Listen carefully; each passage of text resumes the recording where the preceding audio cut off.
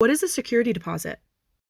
Before you move into your apartment, it is very likely that your lease will require a security deposit, which is an amount of money that is set aside in addition to first or last month's rent solely for the purpose of guaranteeing that you will leave the apartment in good shape. Make sure to read your lease carefully, as some leases will be very particular as to what constitutes cause for a landlord to withhold all or part of your security deposit. When you move out, your landlord may apply your security deposit towards any unpaid rent for cleaning or to repair damages beyond reasonable wear and tear.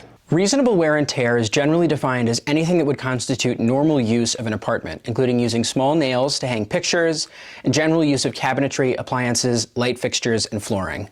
Unreasonable wear and tear includes things like damage to floors, walls, and plumbing fixtures. After you vacate your unit, your security deposit is generally reimbursable or partially reimbursable. If your landlord has kept part or all of your deposit, they must provide you with a written accounting on how the deposit was used.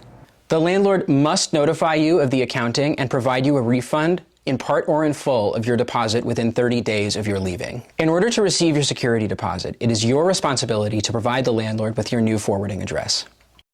What if the landlord fails to refund the security deposit within the time limit? It is your responsibility to provide the landlord with a notice that they owe you a full or partial refund of your security deposit. You can do this by filling out the tenant's notice to provide deposit disposition form and serving it to the landlord. This notice will give the landlord 5 days to send the accounting and/or the security deposit.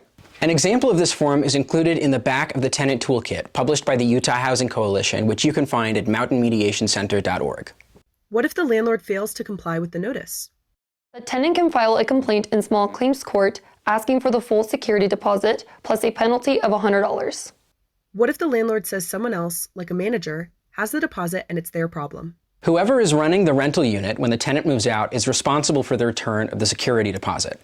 Whether that is a new owner, a manager, or someone else, the landlord is ultimately responsible for the return of the deposit.